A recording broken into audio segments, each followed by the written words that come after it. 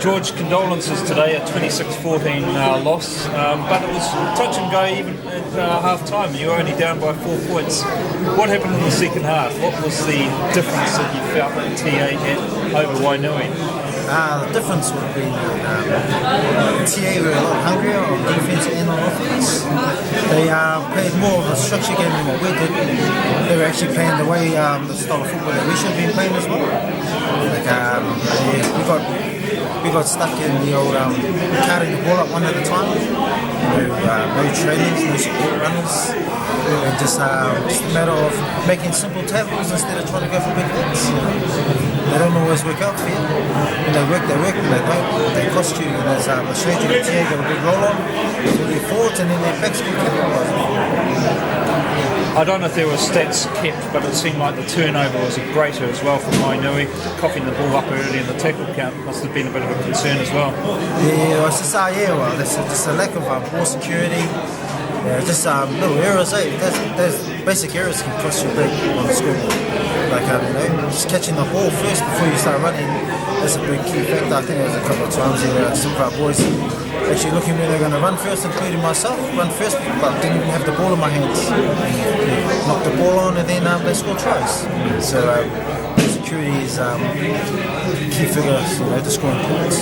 Were those conditions quite hard for you to get actually involved in the game from the word go, to actually get motivated and fired up? There's drier conditions that tends that everybody likes to start running onto the ball from word go, and those conditions are a lot harder, aren't they? Yeah, it's a bit boggy out there. Played them worse, but the conditions are actually pretty good.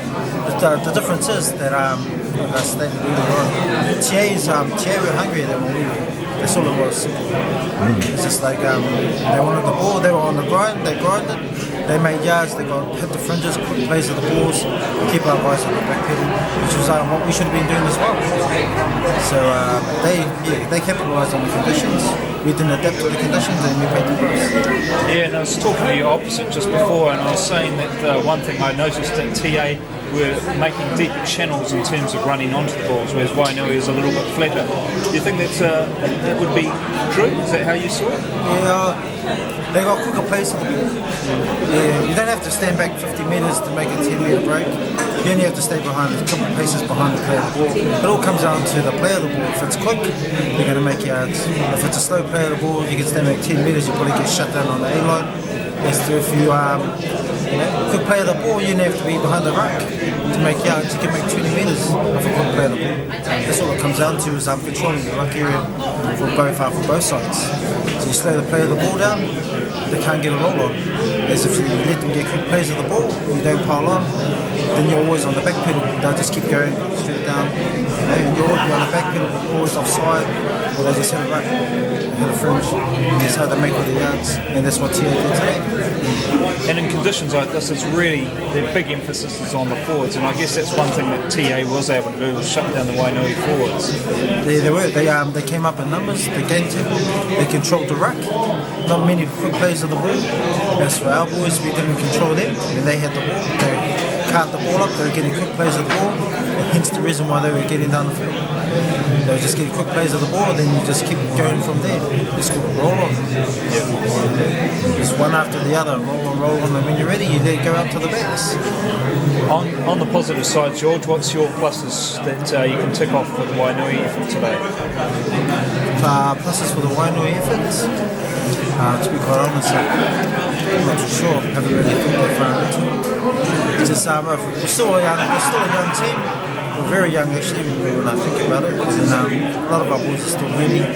So it's just trying to mold them into the players that we want and teach them, show them the way. There's a couple of senior guys in our team, so hopefully it's up to us to try and teach them how we want to play. Did you keep statistics on your effort today? Do you have some of these teams' stats? Yes, our manager Rio normally does our stats, and every Tuesday he gives you the stats. I'm not a great fan of stats. I reckon that, but Rio does it in order to keep players honest. We can have a guy out there that's played 80 minutes, who's done like 6 hit-ups, 10 tackles, and he'll tell you straight. look at your stats. What do you reckon? You've got a guy out there that's playing half your time, not even there. You know, he's tripling your figures, so you've got to ask yourself how you're contributing. It's just a way of, I think it's just a way for you to just keep him playing with honest with it. So like, you'll see it. When you see the stats, you're like, oh wow, is that all I did?